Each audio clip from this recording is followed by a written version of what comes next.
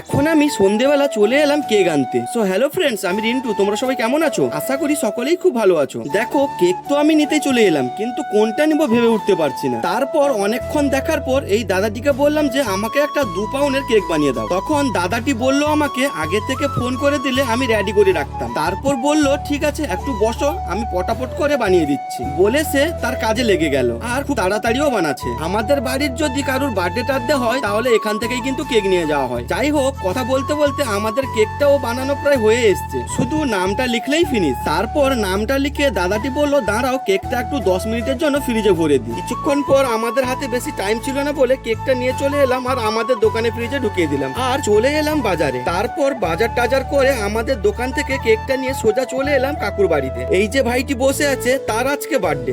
না, একটু ভুল বললাম, এর কিন্তু আগে বার্থডে হয়ে গেছে। বাড়িতে একটু প্রবলেম ছিল বলে তখন কেকটা কাটা হয়নি, তাই এখন করা হচ্ছে। যাই হোক, তারপর ভাই কেকটা কেটে সবাইকে খাইয়ে দিচ্ছে। আর আমার ভিডিও তোমাদের কেমন লাগে অবশ্যই জানিও কিন্তু। আর হ্যাঁ, চ্যানেলটিকে সাবস্ক্রাইবও করে দিও। দেখা হচ্ছে পরবর্তী ভিডিওতে। বাই।